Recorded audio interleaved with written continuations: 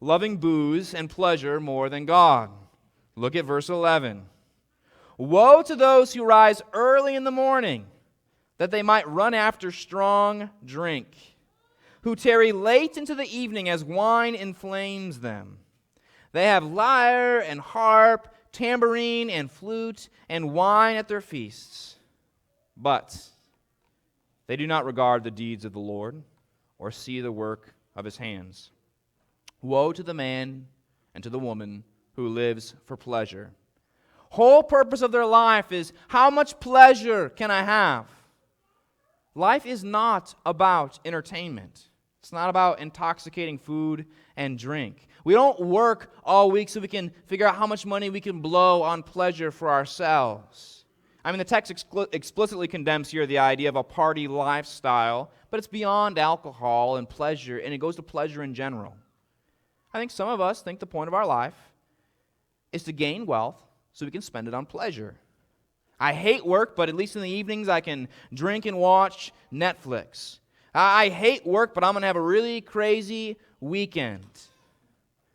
Listen, some of you spend all your waking moments playing games on your phone or watching YouTube videos, or you're distracted with what's next, the next movie, the next show. Is that the point of life? To work, spend your time in entertainment, work, entertainment, and then die?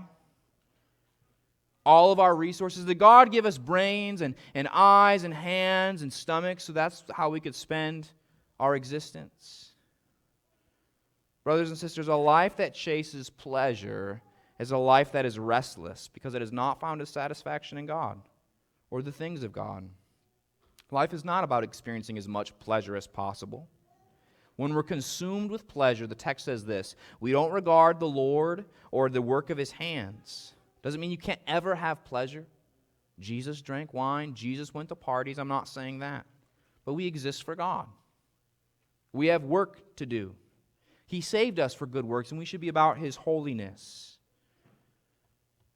We should be about his business, because there's a deep, satisfying joy from doing the Lord's work that goes far deeper than the pursuit of pleasure. The endless distractions of our smartphones and our smart TVs.